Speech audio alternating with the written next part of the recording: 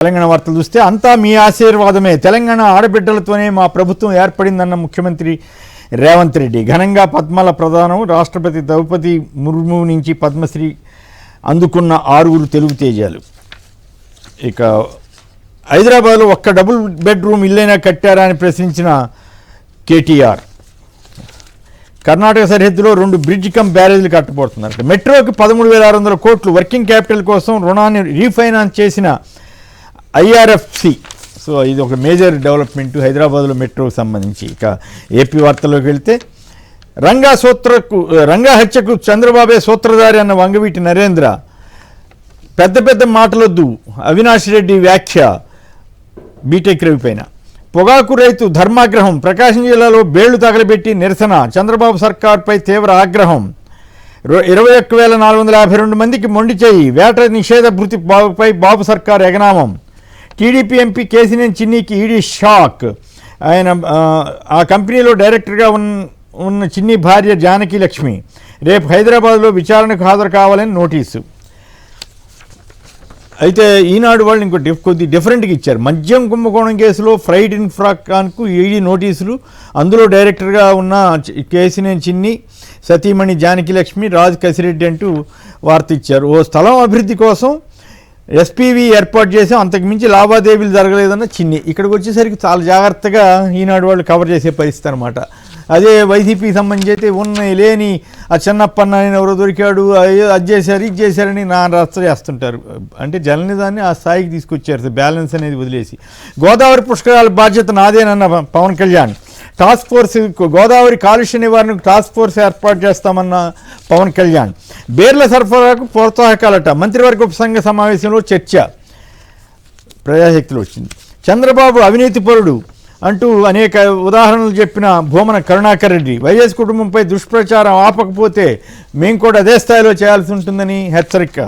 Supreme తీర్పునకు విరుద్ధంగా star హోటళ్లకు భూములు ఇస్తున్నారు. అమరావతిలో భూ కేటాయింపులపై సిబిఐ ఈడీలకు ఫిర్యాదు చేస్తా. సిఎస్కు కేంద్ర ప్రభుత్వం మాజీ కార్యదర్శి ఏఎస్ శర్మ లేఖ. పెద్ద పెద్ద మాటలు.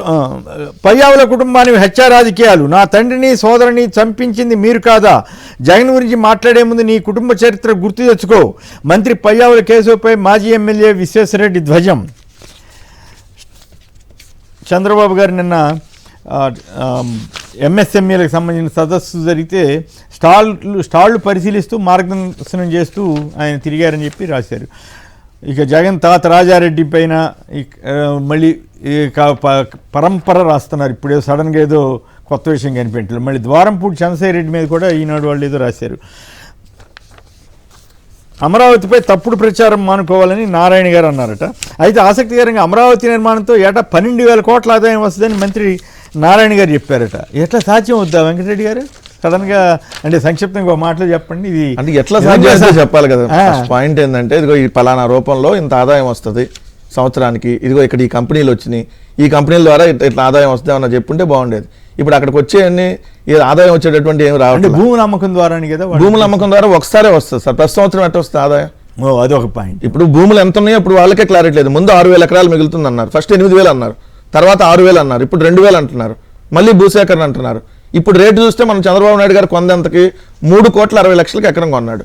సరే రేపొద్దున బ్రహ్మాండంగా అది వెళ్ళి 5 కోట్లకు కొన్నా, వాళ్ళు మిగిలి 5,000 ఎకరాలు చూసుకున్నా, ఒక 5,000 ఎకరాలు అనుకుందాం మిగిలేదు, 5,000 ఇంటూ ఏదైతే 5 కోట్లు వేసినా 25,000 కోట్లు. వీళ్ళు ఇప్పుడు వరకు తెచ్చినటువంటి అప్పులు ఎంత? 47,000 కోట్లు ఇప్పుడు తీసుకొని వచ్చారు. అంతకుముందు 5,000 కోట్లు అప్పులు తీసుకొని వచ్చారు. ఇప్పటికే 52,000 కోట్లు. అంటే వీళ్ళు తెచ్చిన అప్పుల్లో సగానికి రావు. మళ్ళీ దీనికి అసలు వడ్డీ కట్టేటప్పటికి ఎన్ని లక్షల కోట్లు అవుతుంది? సో అది గ్రోత్ ఇంజిన్ కాదు, గుదిబండ అనేది చెప్పనే వాళ్ళే చెప్తా ఉన్నారు. దాని చూడు ఉండవల్లి రైతులు రెగ్యులర్గా ఆందోళన చేస్తారు. రెగ్యులర్ ఏదో కొండలు తగలబెట్టారు అక్కడ అన్నారు. అది మిస్టరీ కూడా ఉంది, అదేందనేది చూడాలి. ఎందుకంటే ఉండవల్లి పెన్నాకు సంబంధించి 2 రోజులైనా దానికి అందజెక్కట్లేదు అంటున్నారు. మన అంతకుముందు చంద్రబాబు నాయుడు గారి ప్రభుత్వంలో ఇట్లానే రైతులు పొలాలు తగలబెట్టి మరీ బలవంతంగా తీసుకున్న దాఖలాలు కూడా ఉన్నాయి. సో దీని మీద మనకు క్లారిటీ రావాల్సిన అవసరం. రైట్. ప్రొఫెసర్ నాగేశ్వర్ గారి మీద మీడియాలో జరుగుతున్న దాడిని తీవ్రంగా ఖండిస్తున్నాం. NRI Vasavi association USA, Vasavi Arya Vysya సంఘాలు తెలంగాణకు సంబంధించిన వాళ్ళు కూడా చాలా తీవ్రంగా ఖండించారు. ప్రొఫెసర్ నాగేశ్వర గారి మీద ఇలాంటి ఆరోపణలు చేస్తారా అని చెప్పి, కేసులు పెడతారా అని చెప్పి. జగన్ చెప్పిన మావిగన్ చాలా మంచి ప్రతిపాదన. అమరావతిలో 2 లక్షల కోట్లు ఖర్చు పెట్టి అది పూర్తవడానికి 200 ఏళ్లు ఎదురుచూడటం కన్నా మచిలీపట్నం, విజయవాడ, గుంటూరుని కలిపి రాజధాని చేస్తే పెద్ద నగరం అవుతుంది. మాడభూషి శ్రీధర్ గారు రైట్ టు ఇన్ఫర్మేషన్ కమిషనర్గా కూడా ఢిల్లీలో పనిచేశారు. అలాగే ప్రముఖ విద్యావేత్త. వాళ్ళని రేపు నుంచి ఆయన తిడతారు, మీకు స్టార్ట్ చేస్తారు. ఆల్రెడీ మొన్న ఒకసారి తిట్టారు కదా. అయితే మంగళగిరి రూరల్ పోలీసులు మెచ్చుకోవాలి. వాళ్ళు నవలూరు పరిధిలో పశువుల ఆసుపత్రి దగ్గర అవ్వారు నాగేశ్వరరావు అనే వృద్ధుడు నిరాశయ స్థితిలో ఉండటంతో పోలీసులు వచ్చి అతన్ని ఆదుకున్న తీరు, దీని మీద వార్తలు వచ్చాయి. ఇక పవన్ కళ్యాణ్ ఈ